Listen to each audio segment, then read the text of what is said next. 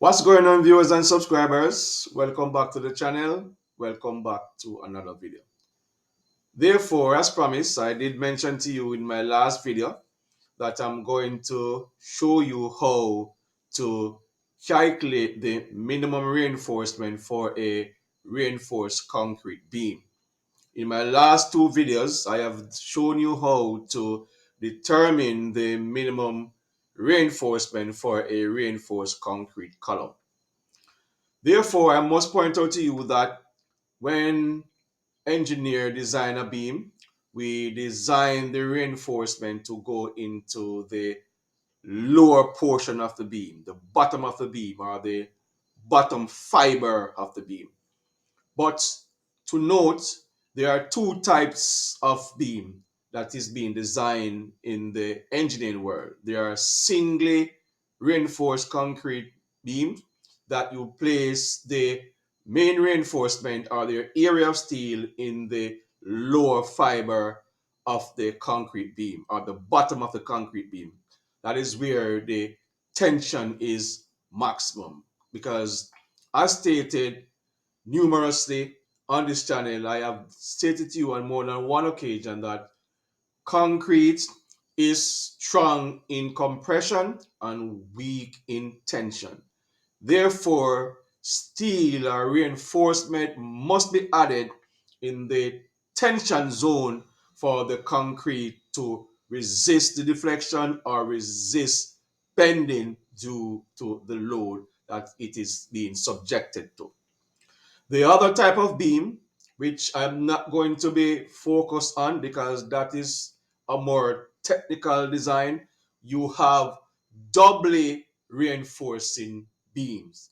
That means you put your reinforcement both in the tension zone and in the compression zone. So those type of beam is usually utilized where you have high load, very heavy load. So for example, a bridge or a high-rise building or a building that carries a lot of weight, a factory or industrial building, or so might be the case. All right.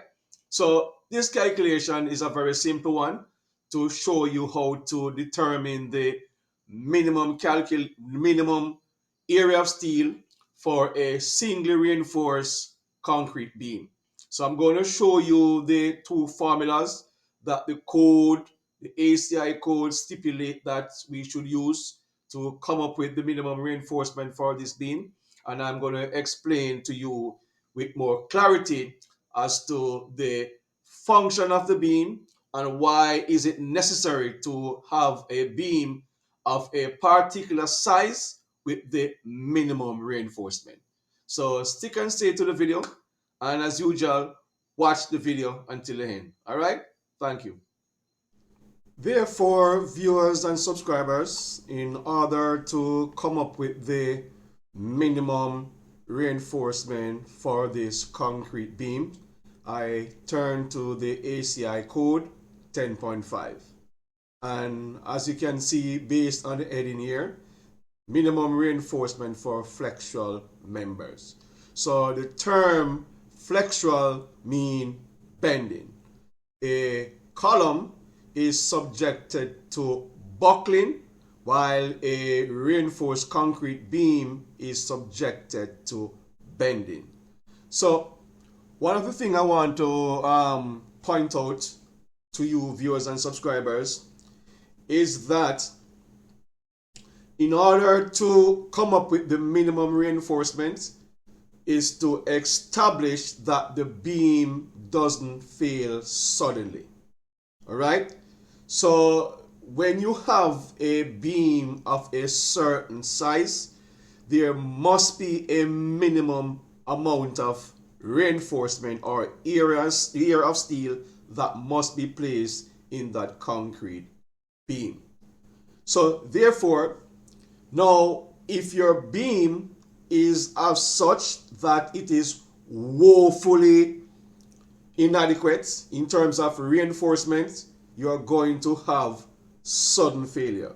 But what I want to point out to you is that having the minimum reinforcement in that concrete beam does not necessarily mean that the beam can carry the subjected load, right? So if the beam has more than the minimum reinforcement, but at the same time is not sufficient enough to carry the load or to carry the weight, it's better to have the beam in that condition. So it is better to have the beam under reinforced, but at the same time that reinforcement must be more than the minimum, than to have the beam over reinforced. When you over reinforce the beam, it causes sudden failure also, and which is also termed as brittle failure. So you do not want your beam to be over reinforced, because if the beam is over reinforced, you're not going to see any signs of failure, and that beam is going to come down suddenly. So you do not want to over reinforce. Under reinforced, but at the same time more than the minimum area of steel, I must stress that it is better to have the beam in that condition, because if there are any failure, you will see signs that the beam is going to fail, and you can take remedial action, or you can vacate the building, or you can close down the building to take the necessary precaution. So I just want to point that out. So if you're watching the video and you want more clarity, just talk to me in the comment section of this video so I can share more clarity in terms of what I've just mentioned to you. So section 10.5, as it states here, at every section of a flexural member where tensile reinforcement is required by analysis, except as provided in 10.5.2 and 10.5.3 and 10.5.4, AS provided, and AS mean area of steel. The area of steel provided shall not be less than that given by AS min, which is the area of steel minimum, equals to 3 the root of FC prime, and FC prime stands for the compressive strength of concrete, or the compressive stress of concrete, divided by Fy, which is the yield stress of steel, times B, which is the breadth or the width of the beam, times the depth of the beam. So this is formula number 1 to calculate the minimum reinforcement. Formula number 2, and it states that not less than 200 times the breadth of the beam times the depth of the beam divided by the yield stress of steel.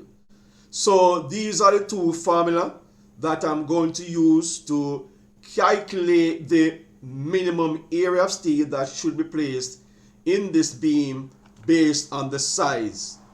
All right, so let me turn to the calculation now. So as you can see here, so this is the cross section here of this beam that I'm going to show you the calculation to obtain the minimum area of steel or the minimum reinforcement. So the beam has a dimension of 6 inches in width and 18 inches in depth. So we're going to use a FC prime of 2,175 psi at 28-day strength. You know that there are two different setting times for your concrete. There's the initial setting time of 7 days and the final setting time of 28 days. So at 28 days, for this particular concrete, the compressive stress is 2,175 psi. Let me show you where I get that figure from. So this is the chart here: low strength concrete grade, standard strength concrete grade, and high strength concrete grade. I choose to use the low strength concrete grade since most of our construction projects, especially residential building or small buildings, the concrete is mixed on site. So if you look at the 1, 2, 3, 4, fourth row down, we have M15, and the M15 is a 1:4 concrete mix ratio, which is 15 megapascal or 2,175 pounds per square inch. So that's where I get this 2,175 pounds per square inch, right? So let me go back to the calculation now. So here I'm going to plug these values, the FC prime of 2,175 and the Fy, the yield stress of steel, which is 60,000 psi, the dimension of the beam, 6 inches by 18 inches, into this formula, and I'm going to show you what the result is. So it is 3 the roots 2,075 psi divided by 60,000 psi times 6 inches times 18 inches. I work that down into the formula, so it is 3 times 10, 3 times 7.7 times 10 to the minus 4 times 6 inches times 18 inches, and the result of that is 0.25 inch square. The second formula is equal to 200 times the breadth of the beam times the depth of the beam divided by the yield stress of steel. So that is going to give us 200 times 6 inches times 18 inches divided by 60,000 psi, and that gives us a result of 0.36 inch square.